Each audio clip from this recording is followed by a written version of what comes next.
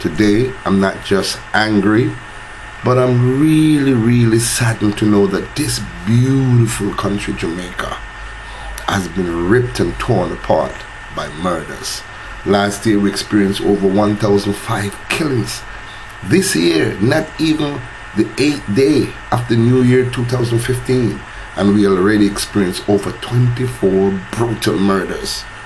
Ladies and gentlemen, one of these murders that really touches the core of my heart, all of them do, but this particular one was this retired service of a nurse, this retired nurse who spent most of her life making sure the children are born into this world, and two rude and scrupulous 16-year-old, one who lived a couple of houses away from her, went as soon as her husband went to the shop and attacked a 79-year-old woman and stabbed her several times, killing her. Ladies and gentlemen, I'm appalled to find out that these two little buggers, as we call them in Jamaica, right? They met while they were incarcerated, while they were arrested and in jail. And they planned this thoroughly, that when they come out of jail, they're going to get themselves a gun and they're going to go on a serious rampage. 16 years old, thinking like that? I appall the new commissioner of police for what he said. We are going to rid this country of this scourge of violence, of these nasty, wicked people. But Jamaica, we have to play our own part. We must report these unscrupulous people to these authorities. Because if you don't, all of us are going to die. Jamaica, I've told you many times, many times I've told you that we have to be a children's keeper. We have to start looking out for these youngsters, and as soon as you observe or notice that they're going astray, grab them by the ear, pull up their socks, pull up their pants, and make sure you play your part. I do not want to hear it, but it's none of my business. These kids are not mannerisable. These kids are unruly. These kids are this, these kids I don't want to hear that. I want to hear you as concerned people, concerned citizens, concerned parents, taking this person and say, hey, if I don't do this today, it can be on my doorstep. This retired nurse name is Hayden of the Trelawney area, and my condolences go out to Ashley Hayden, her husband, who just went to the shop for 15 minutes, not too far away.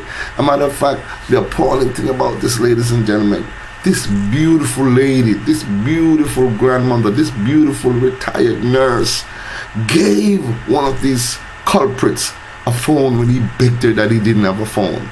And when she gave him the phone, ladies and gentlemen, he said he didn't have enough money to buy a SIM card. She gave him $500 to go get a SIM card.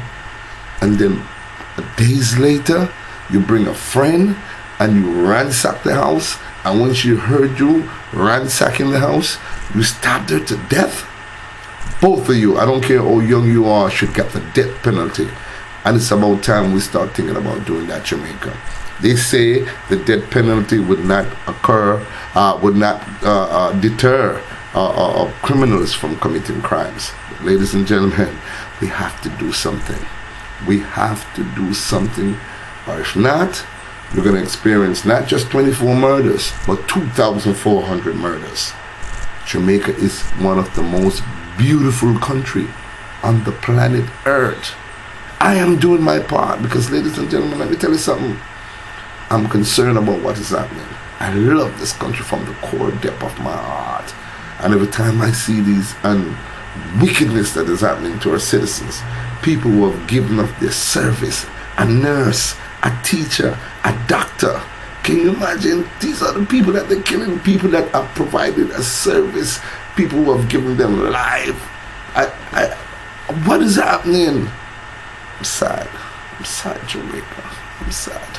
I go wake up, my man. I go smell the coffee. It's an American term. When you say smell the coffee, I could just open my eyes and say, what I want, man, and report these things to the police. We need help. Call upon the power of the Almighty God. The churches were going out there and And yes, they protest against certain things and so on. But I want to see the churches and the community coming together. I want to see all of Jamaica coming together to say, yes, we cannot take this any longer. And this must come to an end. Jamaica, land we love. Watch out for them youth, man. They're dangerous.